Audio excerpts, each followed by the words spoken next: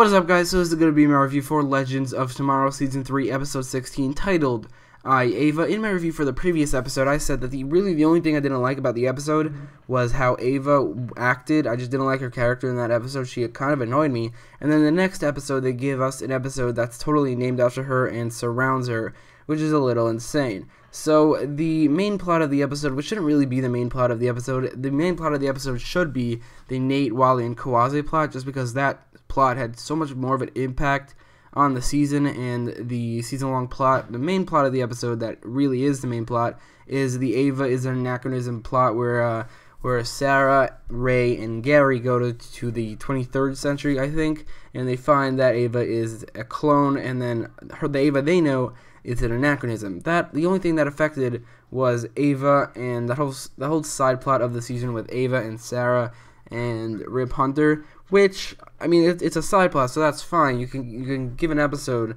to a side plot, but usually near the end of the season, because there are only 2 episodes left after this one, you should just focus all on the main plot of the season, and the side plot of this episode did that, so that's kind of annoying. And the main plot of this episode was definitely not as good as the Nate, Wally, and Kawase, and also Vixen side plot. But the main plot of the episode, like I said, it wasn't that great. Like, they just dragged it out a little too long. It was a little interesting seeing these other versions of Ava at the beginning. That was kind of interesting, but they dragged it on for so long that by the end of the episode, I just didn't care. I really didn't care that there were clones of Ava and that she was an anachronism. I really did not care anymore, so they dragged that on a little bit too much, which is why I think it should not have been the main plot of the episode, and it would have worked a lot better as a side plot.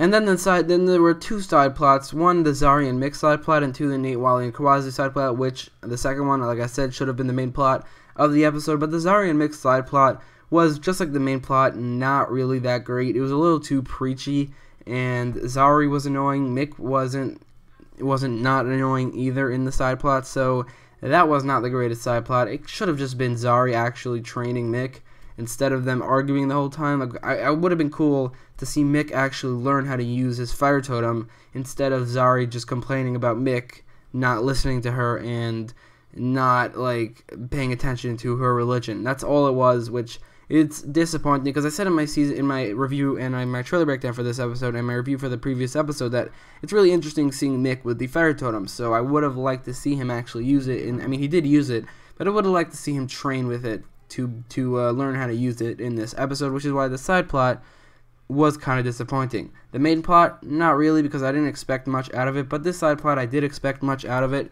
I expected something out of it. I expected to see Mick learn how to use the fire totem, but instead, all we got was Zari complaining about Mick, and Mick not annoying either. It wasn't the greatest side plot. This whole episode wasn't the greatest episode in general. But moving on to the second side plot, which I did mention already, I did talk about a little bit, but I'm gonna go in depth because things happen in this side plot that definitely affect the season. Like, a lot of things happen. It's kind of crazy how like low-key this side plot was when so much happened that affected the rest of the season. Like, there was a big death, and Mallus turned on Damien, and Vixen got her totem back. A lot of things happened, so the fact that it was a side plot kind of boggles me.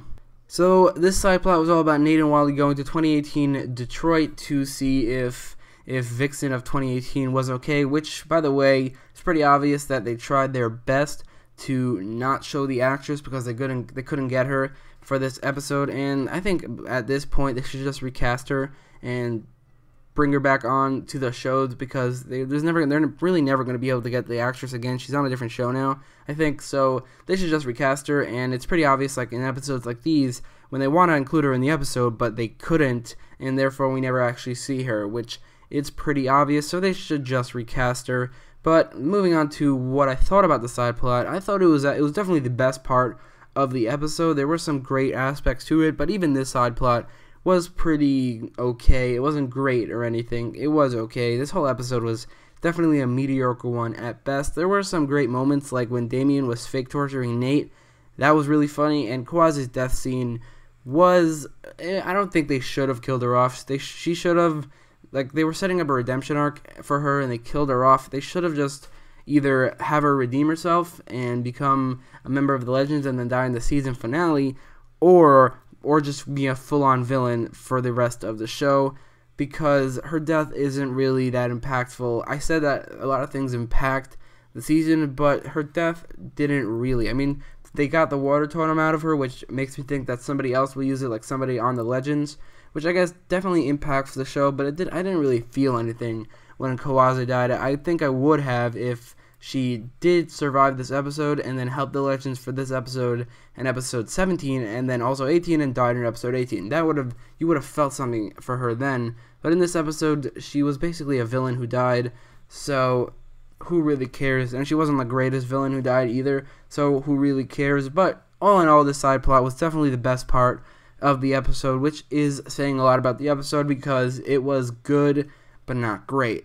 In conclusion, this was one of the worst episodes of the season. It was just so mediocre. There were a lot of things that impacted the season in this episode, but all of those scenes were shoved to the side for this focus around Ava and Sarah and Rip Hunter. I mean, Rip Hunter didn't appear in the episode, but the whole storyline with Sarah, Ava, and Rip Hunter, and I guess also Gary, they shoved the main plot of the season to the side for that, which wouldn't be a problem if this wasn't the third to last episode of the season where they should put all their focus on the Mallus conflict with the Darks and Kawaze and Gra. They should have just focused on that, which is why this episode, even though it had a lot of things that impacted the show, felt really pointless, just because the main plot was kind of pointless. I mean, it did reveal that Ava is an anachronism, and that is about it. And I don't really care that she's an anachronism because they just stretched that out throughout the episode. So I'll give this episode a 6 out of 10.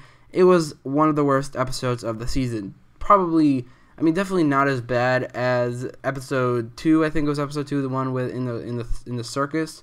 That was a pretty bad episode, but this was not a good episode. It wasn't a good showing for the season, especially when the previous episode was probably the best episode of the season. They go from that to one of the worst. It's kind of crazy, but let me know what you thought about the episode in the comments down below, and don't forget to like, share, and subscribe if you like this video. Thanks for watching.